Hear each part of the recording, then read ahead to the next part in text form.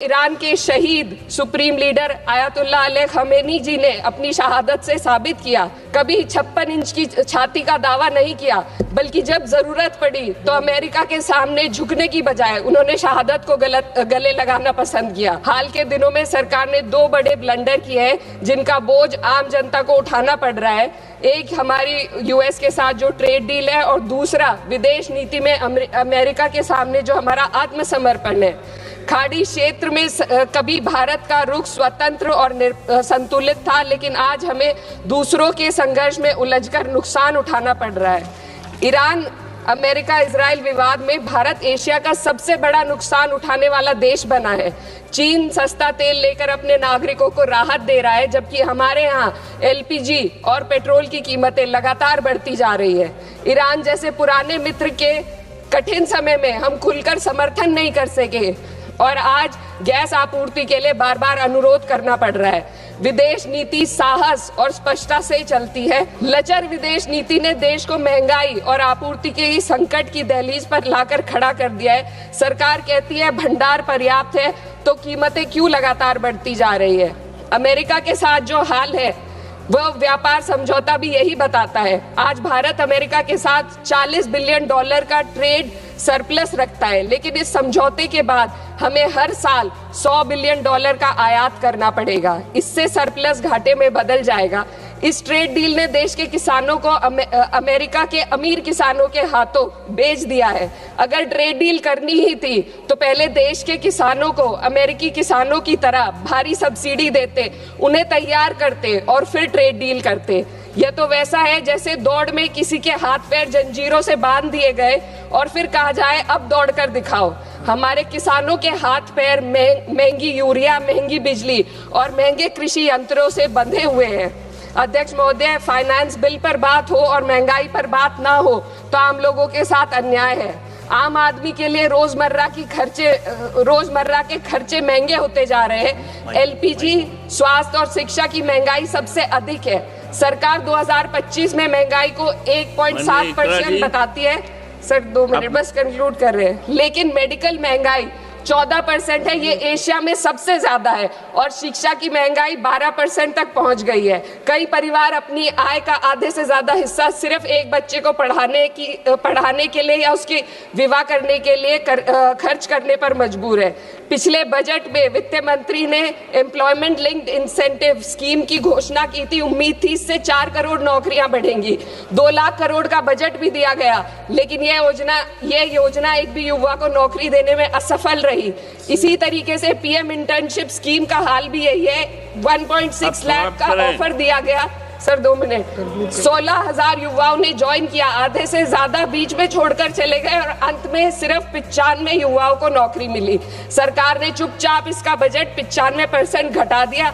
जब आप headline management, दिखावा और लोगों को बेवकूफ बनाने के लिए स्कीम बनाते हैं तो उसका हश्र यही होता है। मैं अंत में किसानों की बात करना चाहती हूँ। ग्रामीण विकास और कृषि कल्याण पर देश की पीढ़ीय आबादी निर्भर है। इस मंत्रालय का पिछले वर्ष का बजट सरकार खर्च ही नहीं कर पाई। 53,000 करोड़ ग्रामीण विकास और 7,000 करोड़ कृषि कल्याण के लिए बेकार पड़ा रहा। गांव, किसान और मजदूर मदद की उम्मीद कर रहे थे, लेकिन सरकार हाथ पैर बांधे बैठी रही। अध्यक्ष महोदय, इसलिए मैं इस सदन से मांग करती हूं कि इस वित्त विधेयक को खारिज किया जाए। 2019 की कॉर्पोरेट टैक्स कटौती को वापस लिया जाए। सामाजिक क्षेत्र पर खर्च को कम से कम जीडीपी का 6 से 8% तक बढ़ाया जाए। हर पूंजीगत खर्च को रोजगार सृजन से जोड़ा जाए और वास्तविक एमएसपी का ग्रामीण सुरक्षा सुनिश्चित की जाए। इससे कम कुछ भी 140 करोड़ भारतीयों के साथ धोखा होगा जिन्होंने हमें चुना है। महोदय, ये जनता सब देख रही है। इस सदन को तय करना होगा कि हम कॉर्पोरेट कल्याण के हक में काम करेंगे या जनता के कल्याण में। यह विकसित भारत या युवा शक्ति का बजट नहीं है, ये एक धोखे का बजट है जिसे रिकॉर्ड आवंटन, वित्तीय अनुशासन, समावेशी विकास की पुरानी भाषा में लपेटकर पेश किया जा रहा है। मैं इसकी सच्चाई को सरल शब्दों में सामने रखना चाहती हूँ, क्योंकि भारत की जनता सिर्फ नारे की नहीं, सच्चाई की भी हकदार है। सबसे पहले जिस वित्तीय अनुशासन की बात सरकार कर रही है, मैं ये बताना चाहती हूँ सदन को कि वो अनुशासन समाज कल्याण और राजस्व में कटौती करके हासिल किया गया है। इस सरकार बजट के आकार को जोर शोर से बड़ा बता रही है, लेकिन गरीबों के कल्याण के लिए बजट में घुटन है। उनके लिए खर्च का दायरा लगातार सिकुड़ रहा है। देश पर कुल कर्ज जीडीपी का करीब 55% है। ब्याज भुगतान में ही बजट का लगभग 1/4 हिस्सा चला जाता है, जो कुल राजस्व का 40% है। आम आदमी को इस बजट साइज से कोई फायदा नहीं। यह साइज पुराने कर्ज चुकाने के काम आ रहा है, गरीबों के कल्याण में नहीं। अध्यक्ष महोदय, सरकार ने 2019 में कॉर्पोरेट टैक्स में उद्योगपतियों को छूट दी थी और कहा था कि 30% टैक्स घटाने से निवेश और रोजगार बढ़ेगा। बाद में आरबीआई की रिपोर्ट ने स्वीकार किया कि कंपनियों ने लगभग 1.5 लाख करोड़ के लाभ का उपयोग कर्ज चुकाने, नकदी जमा करने और बकाये बायबैक में किया, ना कि नए निवेश या रोजगार में। कॉर्पोरेट टैक्स टू जीडीपी अनुपात घटा है, मुनाफा बढ़ा, लेकिन रोजगार ठहर गया है। ऑटोमेशन और ठेका श्रम ने स्थायी नौकरियों की जगह ले ली। आज भी एमएसएमई को कर्ज नहीं मिल रहा। युवाओं में बेरोजगारी बनी हुई है और असमानता लगातार बढ़ती जा रही है। शीर्ष 1% ने विकास का बड़ा हिस्सा अपने पास रख लिया, जबकि बाकी जनता ने अप्रत्यक्ष करों और कटे हुए कल्याण के माध्यम से इसकी कीमत चुकाई है। ये विधेयक उसी कॉर्पोरेट प्रथम नीति को जारी रखता है। ये सुधार नहीं, बल्कि बड़े उद्योगों के सामने आत्मसमर्पण है। पहले भी सरकार एक गलती फिर से दोहराने जा रही है। सरकार उद्योगों को सीएसआर में छूट दे रही है। सीएसआर फंड से जनता के लिए जरूरी विकास कार्य किए जाते हैं। सरकार ने पहले भी कॉर्पोरेट टैक्स में जो छूट देकर निवेश और रोजगार बढ़ाने का वादा किया था, लेकिन इस छूट का फायदा सिर्फ उद्योगपतियों ने कर्ज चुकाने में किया, ना कि देश के अंदर रोजगार या विकास में हुआ। अब सीएसआर में ढील देकर सरकार ठीक वही गलती दोहरा रही है। इससे स्कूल, सड़क और अस्पताल जैसी बुनियादी विकास कार्यों पर फर्क पड़ेगा। इनकम टैक्स और जीएसटी आज देश की कुल आमदनी का 65% है।